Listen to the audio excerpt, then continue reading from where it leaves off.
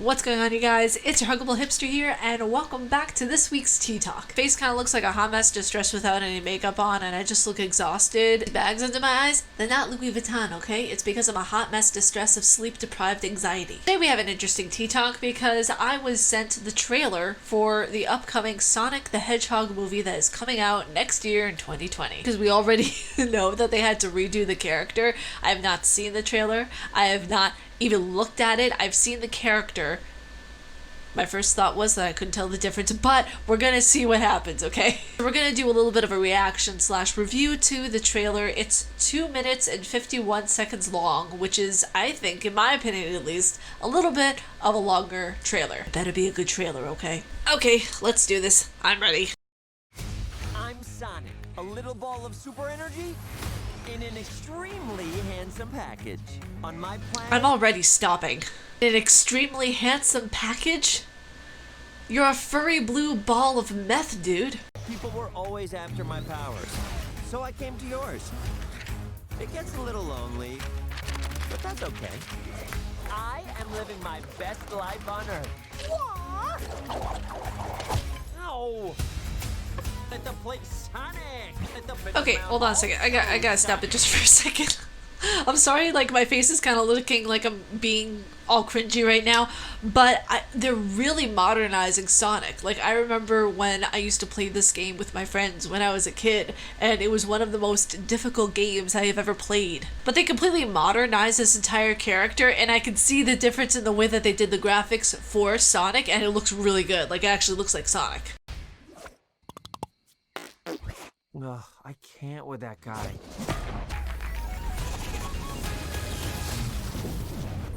Uh-oh. So he caused a power outage. You hiding out in my garage? They're coming for me! If they steal my power, they could conquer the universe. You have to help me. No, I don't. Please, it's life or death. There always has to be a dude with a mustache. There always has to be a supervillain with a really tidy looking mustache. What the? Okay. Mr. Dr. Robotnik, I'm going to give you 5... God, wait, that's Jim Carrey? Wait a second. Oh my god, he always plays the obnoxious, yet funny, yet handsome looking bad guy with the really, really prim looking mustache. Count Olaf, now he's playing this guy. This is a perfect role for him. Okay, now I'm not mad at this. Seconds to tell me where it is. Wait! Don't hurt him! Road trip? Woo-hoo! This can't be happening to me. Oh my god, stop the car right now! What? The world's largest rubber band ball? We gotta see it! No, this is not some fun family road trip. You're right. It was lame. Gift shop was cool though. I mean, that's me though. That's so me. If we can't go someplace, I'll just sneak out of the car, like when we're on a road trip or something, and I'll just be like, I'm just gonna go over here and get something really quickly. You won't even know I'm gone. Whatever this creature is, I'm going to uncover the source of its power. Yeah, hey. Oh god, this role was perfect for Jim Carrey. I can't even right now with this. I just thought you might like a latte with steamed Austrian goat milk. I love the way you make them. We gotta lay low. Wait, can I see that again, please? I want to see that again.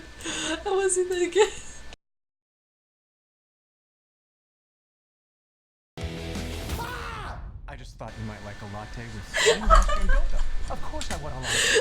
I love the way you make them. We gotta lay low. That's everything. I love that so much. Let me show you how it's done. Me, after I've had like 2 Red Bulls. Nailed it! Uh-oh. Let's go! Here comes the boom!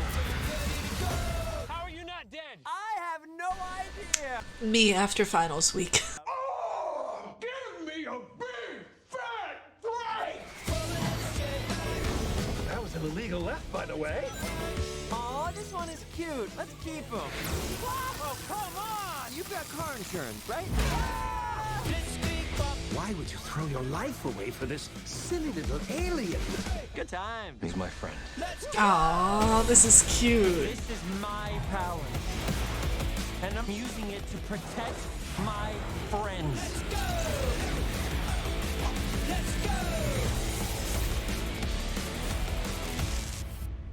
So, you're supposed to be Tom's best friend that he won't shut up about. Well, I don't see the appeal. That is very gross. I love this so much. Okay, I'm really excited to see this. That has to be one of the cutest gaming trailers I have ever seen.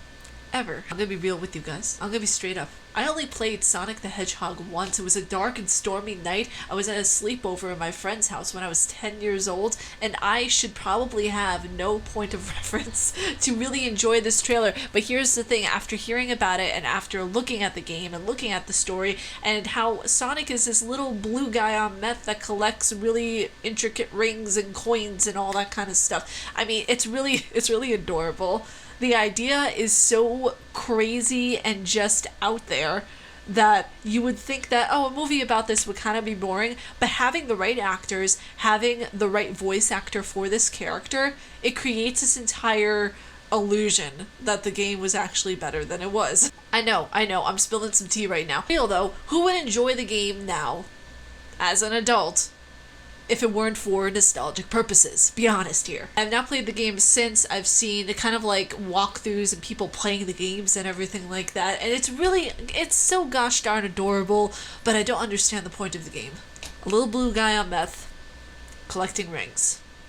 Is he trying to get married several times? The world may never know. And that was my review on the trailer for Sonic the Hedgehog. It's adorable. We still have a little more news to cover, so this isn't the end of the tea talk just yet, but this is really adorable. I'm giving it a 9.5 out of 10 hipsters, only because I did not play it a lot. I only played it once as a kid, and I don't have a really strong basis or point of reference to go off of. Excited. I can't wait to see where this goes. I'm obviously going to see it in theaters and give you guys a review article on the movie when it comes out. You guys know Stadia, right? Y'all are hearing about it. Y'all are pretty much expecting it to either flop or flop. People who really are very excited about getting Stadia, and then there are others who are just like, oh, please let it flop. I'm expecting it to flop, which I don't understand. I'm one of those people that thinks, oh, I really hope this doesn't succeed, then you're a loser. Stadia finally came out with a list of games that is going to be releasing upon the game console's release. Not say console because it's not actually a console. It's more like an online server system that has a control, so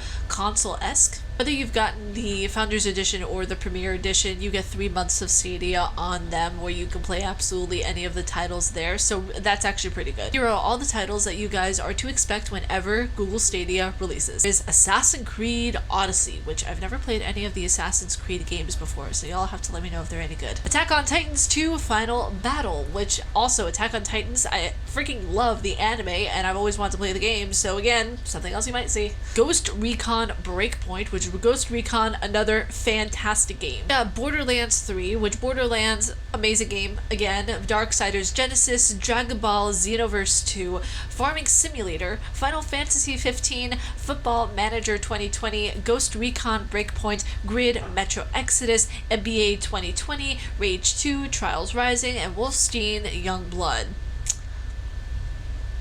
A lot of these games are just clouding up my vision right now. Sorry about that. Obviously, there are going to be more games that will be probably coming to Google Stadia, and who knows, Google Stadia might be the next best thing, but for right now, I'm nervous. I have a lot of anxiety about this because I know once it comes out, all the articles that I'm going to receive are just going to be one big cluster.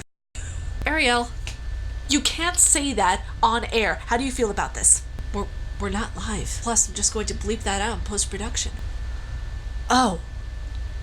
But I'm excited, actually, like really genuinely excited for Google Stadia's release. Let me know your comments down below. Are you guys excited for Google Stadia, or do you think that it's doomed to fail like everybody else does? Freaking pessimists. So let's go into our next topic, which is about Hideo Kojima and Death Stranding. Now, for those of you who have no idea, absolutely no clue, and have been living under a rock for the past few months, here is what Death Stranding is actually about. Now, this is an open world game which can be multiplayer. I'm not sure if it actually can be single player if you choose so, but I'll look that up after this tea talk. Now, based off the article that I got, this game is set in an apocalyptic United States where a cataclysmic event known as the Death Stranding caused BTS. BTS, really? Ding dong! So wait a second, Death Stranding caused BTS? Very interesting. Where a cataclysmic event known as Death Stranding caused BTS. visible creatures originating from the beach, a land said to be a link to the afterlife. To begin roaming the earth, BTS they knew the impact of this word, of this acronym now. I just find it funny that they're using that acronym right now. I'm sorry. BTS cause explosions. You're damn right they do. Ding dong. BTS caused explosions as vidots when they consume the dead by necrosis and produce rains known as the time fall. Okay, that's really interesting, which rapidly age and deteriorate whatever it hits. These events damage the country's infrastructure, leading its remaining population to confine themselves to remote colonies known as knots, which from the remaining United Cities of America. Now, this is really interesting. This is a very unique approach to a game besides the fact that they have something that just so happens to be titled BTS. It has nothing to do with Bangtan Sonyeon, okay? I mean, while BTS might not have made an appearance in the game, Bring Me the Horizon did, and their song that they wrote for the video game is absolutely fire. It's lit. Like I've stated before in other tea talks, I believe that this is the PT Silent Hills of this generation that Hideo Kojima, Norman Reedus, they just didn't get a chance to do, and this is actually the first game that Kojima Productions and Hideo Kojima did after their separation in 2015. So for me personally, I'm very excited to not only play this, but really get a good feel for the playthrough and how it is, because a lot of the controls, a lot of the things, completely different in PS4, obviously, and whenever it comes to Microsoft, they actually have this as dual platformed where you can play it on both the PS4 and Microsoft, so that's a plus. The whole purpose behind having something that is platform exclusive is basically to just show off to your friends that you have something that the other person doesn't. I mean, be honest with me, okay? That's the entire reason why people want exclusivities on platforms. The entire gaming purpose is to game with other people. By having something that's exclusive to one platform, it takes away the experience whenever you have one platform that someone else might not have, but you want to play with that person. What Sony is doing is something really awesome, and I am really, really proud of the company because they're taking this really monumentous move in making it so that people who are not on their platform can game with their players. Really, really hope in the future that everything really leans more towards multi-platform and that Sony brings in backwards compatibility. If Sony brings in the backwards compatibility, they'll be unstoppable. And lastly is our cafe of the week, and it's Third Rail Coffee, right in New York City. I'm going to be doing a lot of New York City-based cafes because personally that's where I'm going to be. A lot of people get confused because whenever I tell them I'm in New York, they immediately assume it's Manhattan, and I'm like, you ever heard of a little place called Upstate New York? The rest of the state? While I spent more time in Manhattan than I ever did in New Jersey, I technically have been a New Yorker from the time I was a little kid, so you're right. Now, Third Rail Coffee is located in 240 Sullivan Street, 159 2nd Avenue, which is probably going to sound like a gibberish to a lot of you, but I will put their links down in the description below so y'all can check it out, including all the links that were in today's video. In their menu, they have espressos, americanos, cappuccinos, cortado, mochas, just everything under the sun that you can imagine. And for those of you who don't know what a cortado is, it's a half espresso, half steamed milk, full-on deliciousness. That's literally what it says in their menu. They have drip coffee, hot tea, hot cocoa, at espresso, cold brew iced coffee, the list goes on. They have baked goods, they have different delectable desserts that just melt in your mouth. Oh my god. But that was today's tea talk. If you guys like my face and what I do, please be sure to subscribe and hit that bell down below because I make videos every Monday, Wednesday, and double uploads on Friday. The next upload that is gonna be for today is one that I never thought I'd ever do, is the KFC dating simulator. And since it's a long-ish type of game, that will be the second video of the day for the weeks to come on Fridays. Stay casually nerdy, you guys, and I will talk to you all in the next video. Peace.